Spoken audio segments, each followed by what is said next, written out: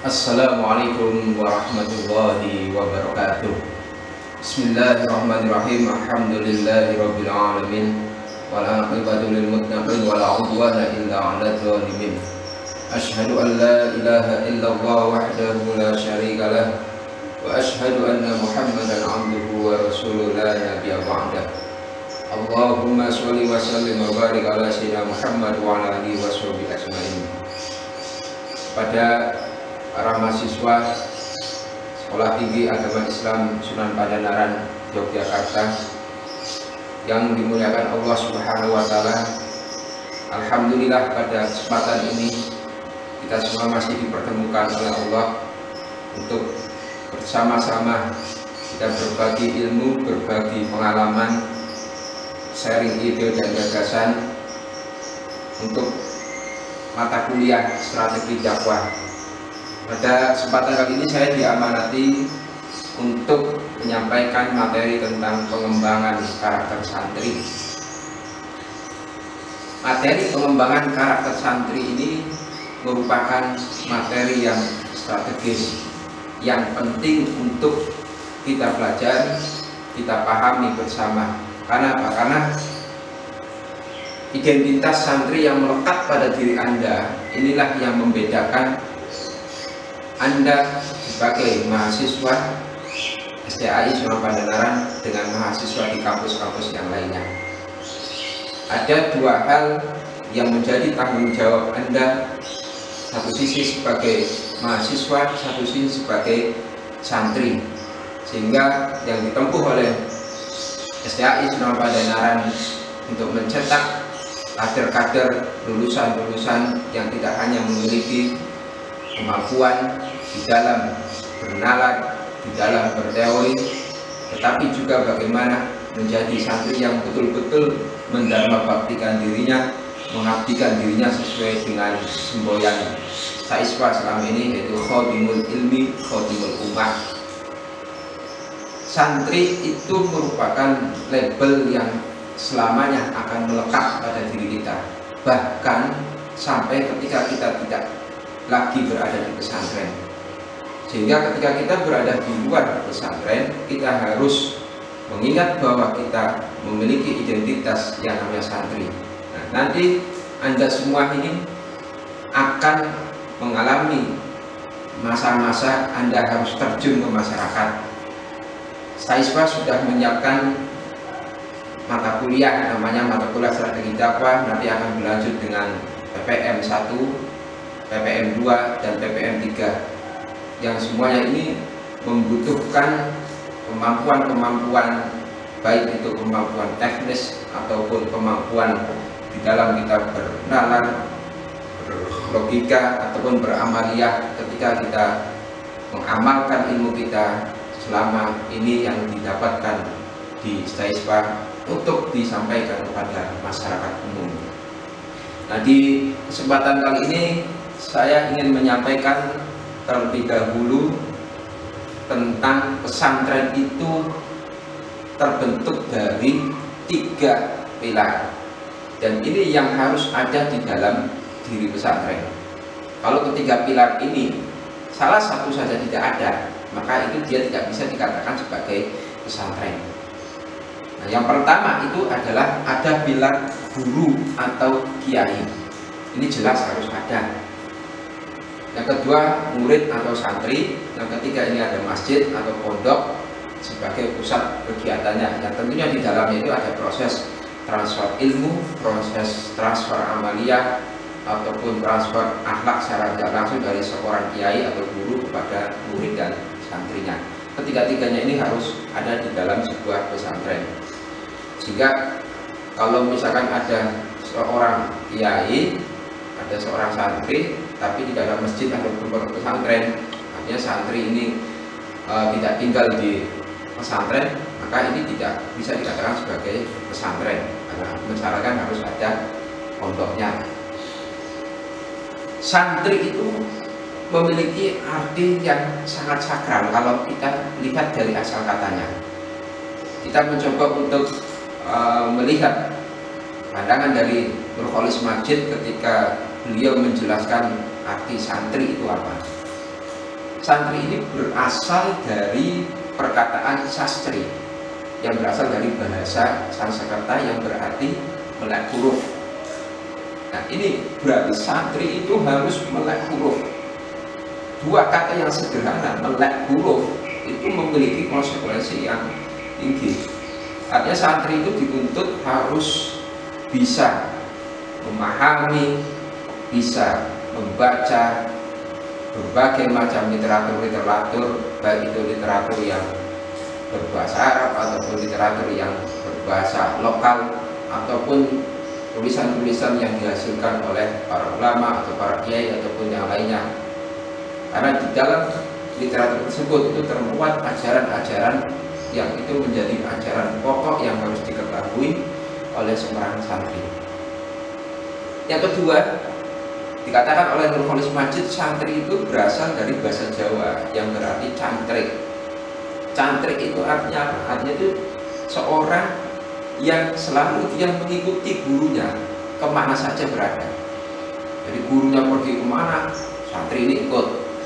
Pergi ke kota ikut, pergi ke hutan ikut, manapun itu juga ikut. Ini menunjukkan kesetiaan seorang santri, kepatuhan dan ketundukan seorang santri kepada gurunya, sehingga santri ini pasrah terhadap bimbingan guru, pasrah terhadap arahan guru, sehingga santri sangat tidak wajar kalau misalkan santri itu kemudian dia melawan pada gurunya ataupun melawan pada kiainya. Jamak Sari Dhofir berpendapat lain bahwa santri itu berasal dari bahasa India yang diartikan itu sebagai buku suci, buku agama atau buku tentang ilmu pengetahuan. Nah, ini artinya apa? Artinya santri ini bisa menjadi sumber rujukan bagi masyarakat, terutama ketika santri itu sudah keluar dari pesantren. Masyarakat ketika ingin memahami persoalan-persoalan terutama terkait dengan persoalan keagamaan itu maka merujuknya kepada santri. Maka ini penting bagi Anda untuk membekali diri dengan pengetahuan-pengetahuan keagamaan, karena nanti ketika Anda mengikuti pengabdian, praktek pengabdian masyarakat, baik itu PPM 2 atau PPM 3 yang Anda terjunkan di masyarakat, ketika masyarakat tahu identitas Anda sebagai mahasiswa plus santri Sunan Pandanaran, masyarakat akan membaca ini adalah orang yang tahu tentang persoalan agama.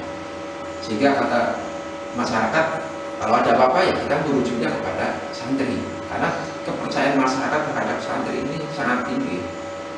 Apalagi kalau jelas-jelas ini di bawah naungan pondok pesantren. Nah, di dalam pesantren itu memiliki beberapa nilai-nilai yang itu menjadi ciri khas pesantren yang tidak ditemukan di dalam lembaga-lembaga pendidikan yang lainnya. Ya, ini yang membedakan antara lembaga pesantren dengan lembaga pendidikan lainnya. Ada yang pertama itu hubungannya akrab antara santri dan kiai. Terciptanya hubungannya akrab antara santri dan kiai ini kenapa? Karena santri ini hidup dengan kiainya selama 24 jam full, berhari-hari, berbulan-bulan, bahkan bertahun-tahun. Dan seorang kiai akan senantiasa mengontrol santrinya, mengetahui berbagai persoalan tentang yang terjadi pada diri santri, baik itu persoalan masalah belajar, persoalan masalah pribadinya atau apapun. Hingga kadang-kala santri itu seringkali curhat pada kiainya itu ya, justru malah kiai itu senang karena sudah dianggap sebagai seperti anaknya sendiri, dan kiai itu dianggap sebagai orang tua kedua setelah orang tua kandungnya ini. Di samping itu juga adanya kedudukan santri pada kiai, seperti tadi yang saya jelaskan, yang melihat dari asal kata santri itu, santri akan senantiasa tunduk pada kiai. Terus juga ada kesederhanaan dan hemat. Artinya santri dilatih di pondok pesantren ini untuk senantiasa hidup sederhana, hidup hemat. Kesederhanaan dan sikap hidup hemat ini yang akan bisa membuat santri untuk bisa mampu memanage dirinya, bisa mampu untuk mengatur dirinya ketika dia berusaha untuk mencukupi kebutuhan hidupnya, terutama ketika dia sudah keluar dari pesantren. Terus juga ada nilai yang keempat, itu adalah kemandirian. Santri dituntut untuk mampu melakukan apapun sesuai dengan kemampuannya sendiri, mulai dari menyiapkan berbagai perlengkapan pribadi sampai kemudian melakukan aktivitas yang lain, santri dituntut untuk melakukannya secara mandiri tanpa harus bergantung kepada orang lain. Kecuali kalau dalam persoalan yang mana santri itu tidak mampu melakukannya sendiri, maka dia dipersilakan untuk minta pertolongan orang lain. Tapi sifat kemandirian ini yang harus ditonjolkan sehingga santri itu lebih siap untuk menghadapi kehidupan nanti pasca di pesantren. Kalau menolong dan suasana persaudaraan ini juga nilai yang ada di dalam sebuah pesantren. Santri yang satu menolong santri yang lainnya karena ada ikatan persaudaraan sebagai satu kesatuan anggota keluarga besar pondok pesantren. Ketika ada satu santri yang menghadapi masalah, maka santri yang lain akan tergerak untuk memberikan pertolongan, memberikan bantuan. Yang keenam, disiplin dalam waktu dan pakaian. Ini jelas, karena mulai dari bangun tidur sampai tidur lagi, santri diatur jadwalnya itu secara ketat, termasuk juga dalam hal berpakaian. Pesantren mengatur tidak sembarangan pakaian yang bisa dipakai di dalam pesantren itu sendiri. Sikap mental berani menderita. Berani menderita ini maksudnya ketika dia menghadapi kondisi yang tidak enak bagi dirinya, dia sudah siap. Artinya dia tidak lantas kemudian putus asa atau stres atau galau dan sebagainya. Artinya dia sudah siap menghadapi semacam itu. Maka ini akan menjadi ilmu yang luar biasa ketika Anda semuanya keluar dari pesantren, kemudian hidup di masyarakat, sampai kemudian membangun rumah tangga. Masa-masa awal rumah tangga mungkin akan mengalami gonjang-ganjing dalam masalah ekonomi dan sebagainya. Seorang santri akan lebih siap karena dia biasa itu hidup lebih sederhana apa adanya. Kehidupan agama yang baik ini yang ada di pesantren, kehidupan agama tercermin di dalam amaliyah-amaliyah yang diterapkan di pesantren. Kemudian ada kuatnya kultur kitab kuning dan wacana keislaman klasik. Ini satu hal yang sangat menarik, ini kajian-kajian terhadap kitab kuning yang itu dia dengan menggunakan literatur berbahasa Arab ini harus ada di dalam pesantren. Sehingga kalau misalkan pesantren kurang kajian-kajian terhadap kitab kuningnya, saya menganggap itu sebuah kemunduran tersendiri. Karena kalau dilihat dari sejarah-sejarah pesantren sejak mulai dari pertama kali berdirinya pesantren di Nusantara ini, itu banyak menggunakan literatur yang berbahasa Arab, dalam hal ini yang kitab kuning ini. Jika ini santri dituntut untuk memiliki bekal kemampuan, baik itu dari segi perangkat untuk memahaminya dengan kemampuan nahwu dan sorof, balaghah dan sebagainya, sehingga dia bisa membaca kitab kuning dengan baik dan benar.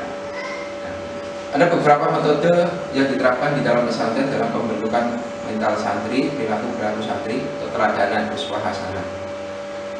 Dalam pesantren itu harus ada orang yang bisa dijadikan teladan. Dalam hal ini adalah sosok kiai itu yang menjadi pemegang utama, kunci utama untuk bisa memberikan keteladanan kepada para santri-santrinya. Dan kemudian nanti kiai itu dia dibantu oleh para ustadz-ustadznya, para guru-gurunya, untuk memberikan keteladanan kepada santri-santrinya. Terus ada pembiasaan, tadrib, dibiasakan untuk berbuat baik, dibiasakan untuk tertib dan sebagainya. Ada pelajaran, mengambil pelajaran ibrah, nasihat-nasihat, mauidhah, kedisiplinan, dan juga ada tadrib wa tahdib, ujian dan hukuman. Ini sudah jelas ada di dalam pesantren. Karakter penting santri, tadi sudah saya sampaikan, yang pertama itu kepatuhan. Bagi santri, seorang guru atau kiai itu merupakan murabbi ruhi, atau orang yang membina jiwanya, mendidik jiwanya menjadi jiwa yang baik, menjadi jiwa-jiwa yang fitrah, yang selalu ingat kepada Allah, dan juga senantiasa mendawamkan, mengistiqomahkan ajaran-ajaran Allah dan Rasulullah. Bahkan kedudukan kadang-kala kedudukan kiai ini justru lebih tinggi dari bapak ibunya, orang tuanya. Karena apa? Karena orang tua itu hanya memberikan kebutuhan-kebutuhan yang sifatnya biologis. Tetapi kalau seorang guru kiai itu justru malah memberikan kebutuhan yang sifatnya rohaniah ataupun spiritual. Sehingga kadang-kala ada orang tua yang memasukkan anaknya ke pesantren, ya karena orang tuanya tidak mampu untuk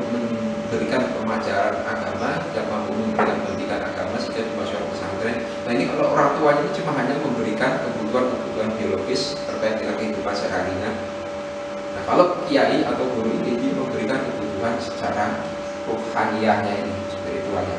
Ini kebutuhan rohaninya ataupun rohiyah ini justru malah lebih tinggi daripada kebutuhan biologis.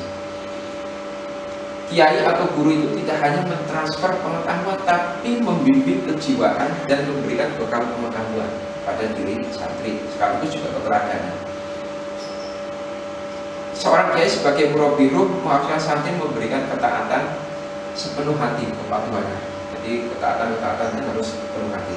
Terus juga kemandirian, karakter penting santri tadi sudah saya sampaikan, karena santri diajari untuk bisa memanage dirinya. Santri ini dalam masalah hal-hal tertentu yang seringkali dialami oleh santri, sehingga santri itu diupayakan untuk bisa mengatasi persoalan-persoalan itu. Santri tidak mudah untuk berkeluh kesah, tidak mudah untuk berputus asa, tapi dia berusaha untuk menyelesaikan persoalan dengan kemampuan yang dia miliki. Ini kesederhanaan, ini tadi sudah saya sampaikan juga. Kebersamaan dan kekeluargaan antara satu santri dengan santri yang lainnya. Terus kemudian kontribusi santri untuk negara dan masyarakat. Kalau kontribusi santri untuk masyarakat itu sudah jelas. Ketika Anda nanti hidup di masyarakat, sekali lagi Anda harus bisa memberikan sumbangan positif kepada masyarakat. Anda harus bisa menjadi agen of change ataupun agen-agen perubahan. Masyarakat-masyarakat yang semula kurang di dalam pemahaman agama ataupun kurang di dalam hal amaliyahnya ataupun di dalam hal perilaku yang jauh dari agama, maka santri ini harus mampu merubah kehidupan masyarakat ini menjadi lebih baik lagi.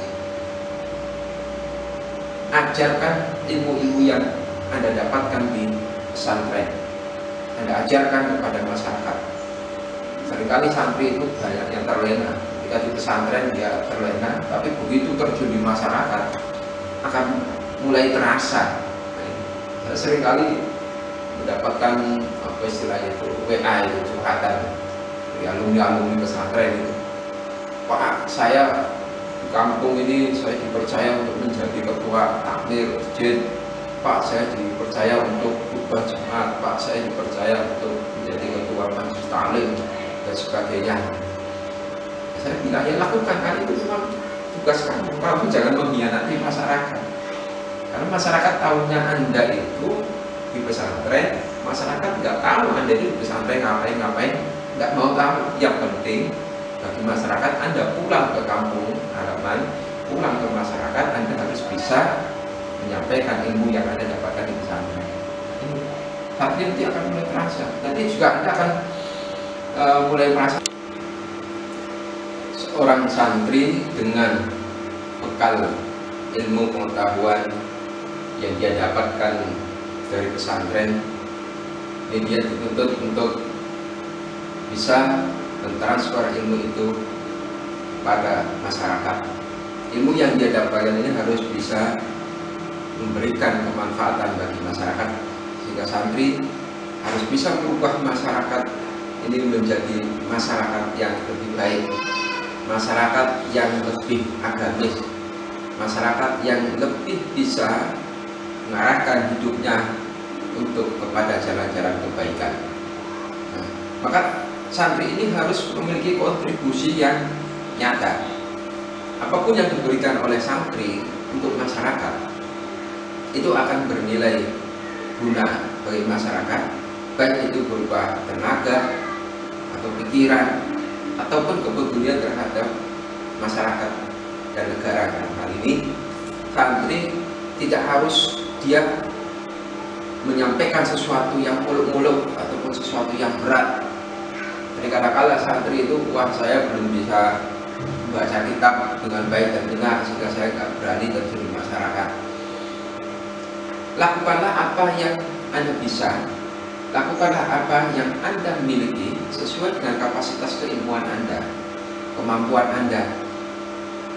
Dari hal-hal yang terkecil, misalkan Anda mengajarkan Iqra ataupun mengajarkan Al-Batasa, mengajarkan urutan ataupun membaca Al-Quran dengan baik dan benar kepada anak-anak PPA, itu sudah suatu bentuk kontribusi yang nyata dan itu luar biasa.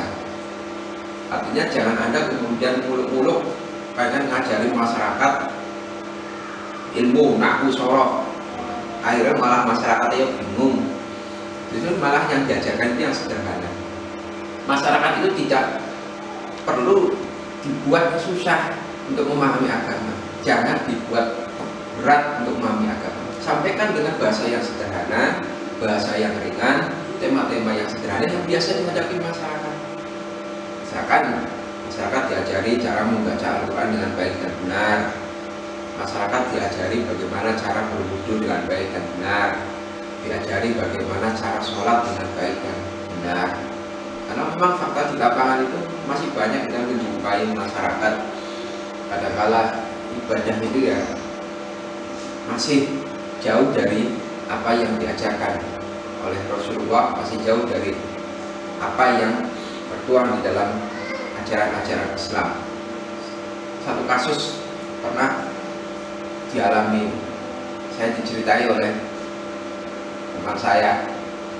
Kebetulan ada di suatu tempat itu seorang imam sholatnya batal.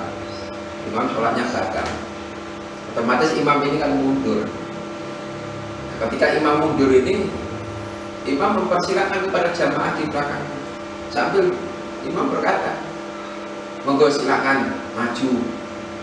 Tiba-tiba jamaah yang sholat ini ada yang ngetok nggih. Nah, ini padahal kan ngetok ngomong nggih ketika sholat itu ya jelas sholatnya batal. Tapi karena masyarakat saking tidak tahunya kalau ngomong nggih dalam sholat itu batal, kayaknya akhirnya mereka lakukan itu. Maka dari hal-hal yang kecil ini harus kita arahkan, harus kita tunjukkan pada masyarakat mana yang seharusnya dilakukan ketika beribadah. Karena ilmu itu harus kita amalkan dan amal itu harus memakai ilmu. Antara ilmu dan amal itu dua hal yang tidak bisa dipisahkan, tapi harus dibarengkan. Karena kalau misalkan orang itu mengajarkan kepada masyarakat tapi tidak dasar dengan ilmu, ya akhirnya nanti yang disampaikan akan keliru, salah. Akhir-akhir ini kan banyak ustaz-ustaz baru bermunculan yang keilmuannya kadang masih dipertanyakan, baca Al-Quran masih salah, masih keliru, kadang bahkan belum lancar, bahkan baru belajar kemarin-kemarin tapi dia sudah berani mengajarkan kepada masyarakat dengan semangat menyebarkan ilmu, tapi tidak dibarengi dengan kemampuan dirinya, jadi yang justru akan membawa kerusakan di masyarakat. Bukannya masyarakat tambah benar, bukannya masyarakat tambah baik, justru malah jadi tambah amburadul karena tidak dibarengi dengan ilmu yang tadi. Nah, kontribusi yang dilakukan oleh santri ini harus dalam wujud nyata, tidak hanya sebatas tataran teori, ide atau gagasan. Kalau kontribusi santri hanya sebatas ide yang dibahas dalam forum-forum diskusi, dibahas dalam rapat, kemudian dituangkan dalam bentuk artikel, tulisan dan sebagainya, memang itu memiliki nilai manfaat, tapi itu manfaatnya tidak akan terasa langsung oleh masyarakat. Justru malah manfaatnya tidak begitu besar. Manfaat besar itu kalau santri itu betul-betul terjun langsung kepada masyarakat. Makanya melalui kegiatan PPM 1, PPM 2, PPM 3 nanti Anda akan diterjunkan, terutama di PPM 2, PPM 3 diterjunkan ke masyarakat secara nyata.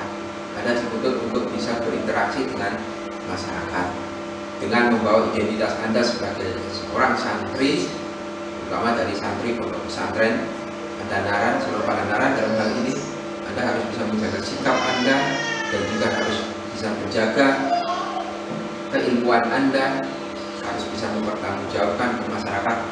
Anda harus siap sedia persoalan-persoalan yang ada di masyarakat. Anda harus jawab dengan ilmu, jangan menjawab dengan nafsu, jangan menjawab dengan akal-akalan Anda, tapi harus ada menunjukkan referensi yang jelas dengan keilmuan tadi. Nah, itu beberapa karakter penting yang harus dimiliki oleh seorang santri. Dan samping santri juga punya semangat untuk khadimul ilmi, mengabdi kepada ilmu, santri juga harus khadimul umat, mengabdi kepada umat ini. Mudah-mudahan Anda ketika menjalankan kegiatan pengabdian di masyarakat nanti, Anda akan diberikan kelancaran, diberikan kemudahan. Ini mumpung prosesnya itu masih agak lama karena Anda ini masih strategi dakwah. Ini salah strategi dakwah PPM 1 masih di lingkungan pesantren kalau PPM 1 pengabdiannya. Nanti ketika PPM 2 Anda sudah mulai masuk ke masyarakat, walaupun tidak full 24 jam, enggak, paling cuma saat sore atau malam hari sebagian kegiatan saja. Nanti ketika PPM 3 Anda akan betul-betul live in, hidup bersama dengan masyarakat selama 40 hari ini. Nah, ini mulai sekarang perbanyak bekal keilmuan Anda, perbanyak pengalaman-pengalaman Anda, sehingga pada saatnya nanti ketika Anda terjun di masyarakat, baik melalui PPM ataupun nanti ketika Anda terjun di masyarakat dalam kehidupannya sesungguhnya setelah Anda lulus dari pesantren, Anda akan bisa menjalankan dengan sebaik-baiknya. Itu yang bisa saya sampaikan. Mudah-mudahan dengan materi singkat ini bisa menjadi bekal bagi Anda, tambah ilmu bagi Anda.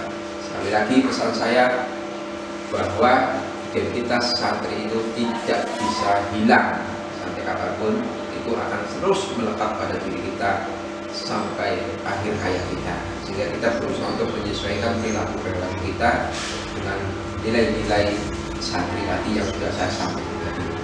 Kurang lebihnya mohon maaf apabila ada kesalahan, ada kekurangan, mohon maaf. Dan sebelumnya sekian, assalamualaikum